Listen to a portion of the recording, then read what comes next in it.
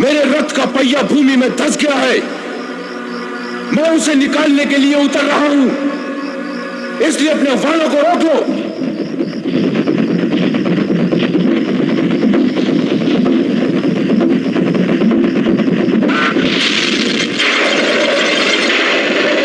तुमने मुझ पर बहुत बड़ा अत्याचार किया है अंगराज कर्ण, बहुत बड़ा अत्याचार।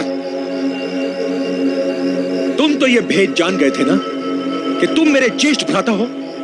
मैं अंधकार में था, मैं तो इस भेद की एक झलक भी नहीं देख सकता था, परंतु तुम तो इस भेद को आर पार देख रहे थे। क्यों छुपाया था तुमने ये सत्य? क्यों? अरे ये सत्य तो उस अविश्वास, द्वेष और संदेह को एक पल में चूर चूर कर देता जो हमारे बीच में दीवार बनकर खड़ा था। दीवार।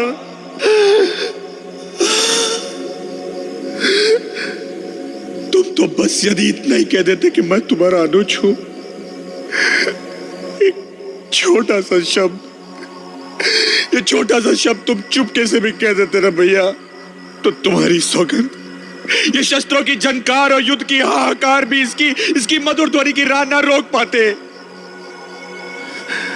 मैं अपना गांडीव तुम्हारे चरणों में रखकर तुम्हारे गले लग जाता भैया, तुम्हारे गले लग जाता।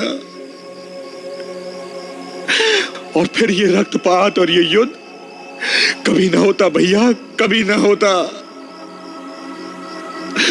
तुमने क्यों इस सत्य को छुपाया था? क्यों नहीं बताया? किसने सी दिए थे तुम्हारे होठ? बोलो भैया, किसने सी दिए थे तुम्हारे होठ? किसने? अनुज,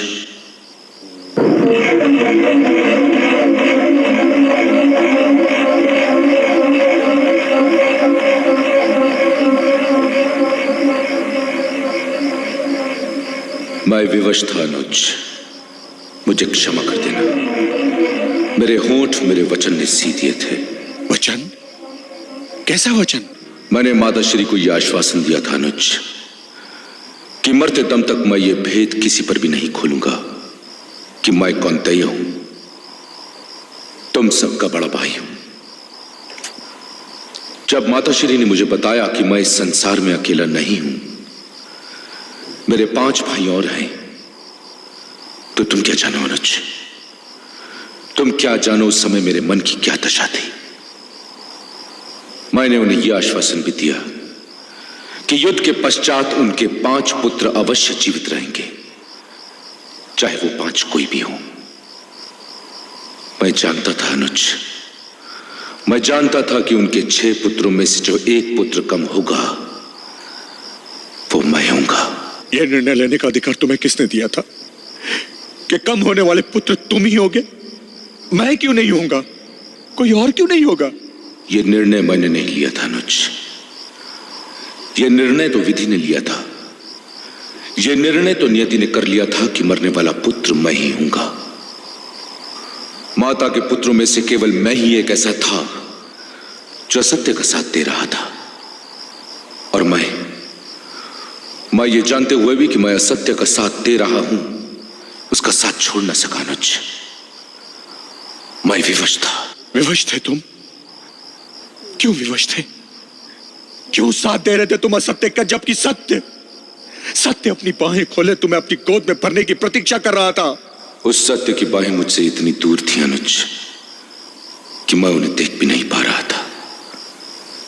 मैं तो दुर्योधन की निष्ठा की डोर से बंधा, उसकी मित्रता की उंगली थामे, अपनी आंखें मूंदे उस राह पर चल रहा था जिसका अंत वही था जहां हुआ। वहां से जीवित लौटने की तो कोई राह ही नहीं थी अनुज। वहां से तो केवल मेरी आत्मा ही लौट सकती थी। मैं प्रसन्न हूं कि मेरा शरीर न सही, किंतु मेरी आत्मा तो उस नरक से निकल आई। बहुत स्वार्थी हो तुम, घोर स्वार्थी हो भैया तुम। अपने उद्धार के लिए तुमने मुझे शोक और पीड़ा के उस नरक में धकेल दिया जहां मैं अपनी अंतिम सांस तक सुलगता रहूंगा, जलता रहूंगा। क्या कभी मैं इस दुख से बाहर आ सकूंगा कि मैंने अपने इन हाथों से तुम्हारा वध किया है, तुम्हारी हत्या की है भैया, तुम्हारी हत्या की है मैंने, तुम्हारी हत्या की है। नहीं अनुज, तुमने अपने हाथों से मेरी हत्या नहीं की थी। मैंने तुम्हारे हाथों से अपनी मृत्यु चाही थी। तुम्हारे हाथों से पाई हुई मृत्यु ही तो मेरी मुक्ति का द्वार खोल सकती थी। मुझसे पूछो कि आज मैं कितना प्रसन्न हूं कि मेरी मृत्यु तुम्हारे हाथों और केशव की आंखों के सामने हुई थी।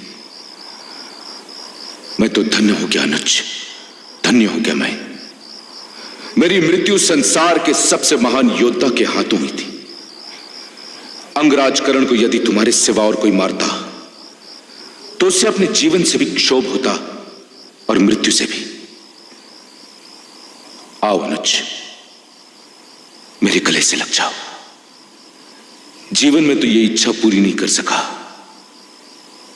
लेकिन आज मुझे रोकने के लिए जीवन का बंधन भी नहीं है। आओ अनुज, मेरे गले लग जाओ। भैया, भैया,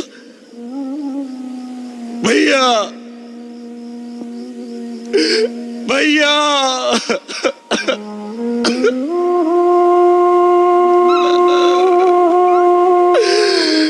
भैया।